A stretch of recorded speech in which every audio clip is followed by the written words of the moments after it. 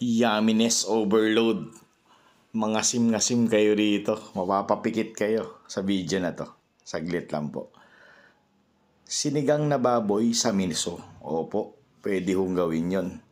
May miso tayo, may mga sili, may kamatis, na very rich and juicy.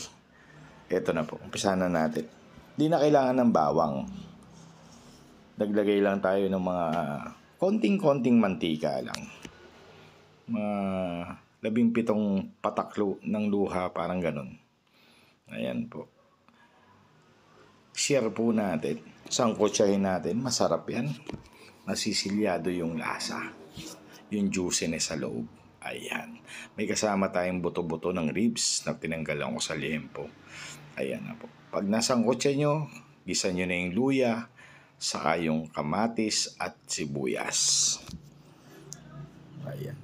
Very nice. Madedeglaze na po yan. Oh. Ayan.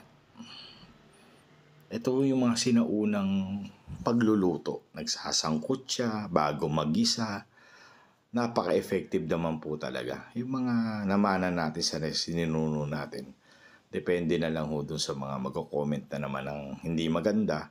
Malamang yan walang ninuno. walang nagturo saan lang ng mabuting pagluluto. Natatawa na nga ako sa mga comment kasi natatanghan mo ko minsan eh. Ayan po. Nilagay na natin sampalok. Hinugasan natin sampalok. Hindi na natin sasalain yan. Sama na sa sabaw yan. Yan, pakuluin nyo lang po. Lagay nyo na yung baboy. Palambutin nyo. Timplahan nyo. Kung maglalagay ka ng bechin, okay lang. Nilagyan ko pa ng 4. Baka mabitin pa tayo sa asim. Mas masarap yan pag sariwang sampalok. Yung sapal niyan, mga lods, siyempre, sasama ron. Pero malalaki naman yan. Medyo syunga-syunga ka na lang. Kung hindi ka mag-iingat, kung mag-iengot ka, mahihigop mo yan. Pero may option naman.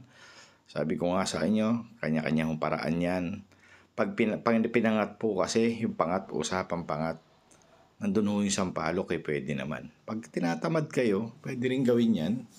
Yan ang tinamad. Tinamad pero di tinipid. Yun pala yung mga caption ng trending ngayon sa TikTok. Ewan ko ba? Nahiligan ko na rin mag-upload. Masaya naman po kasi makulay. Ayan, nilagyan natin ng maraming mustasa. The best yan. Yan lang po ang gulay na yan. Mustasa lang, sapat na. Yung miso nyo baka makalimutan nyo. Available yan sa palengke. Tanong nyo lang yung miso, makakabili kayo. 10 pesos lang, marami na yun. 5 piso nga lang, pwede na yan. Ayan, maasim na, daman-daman nyo na. Bawat higop may kilig. Napakasarap niyan. Sus, lami kaayo, namit gid. Manyamang Kenny. Ano pa ba? Naimas. Siyempre, ang Bicol pa. Hiyodip pungal na siram. Sabi ko nga sa inyo, quality. Every time na mag-upload tayo ng video, mapapapikit kayo sa asim, maglalaway kayo sa sarap. Ayan po. Binuhusan natin ang sabaw, binuhusan natin ang sarap. Maraming salamat po sa inyo. Kung umabot kayo dito sa video na to.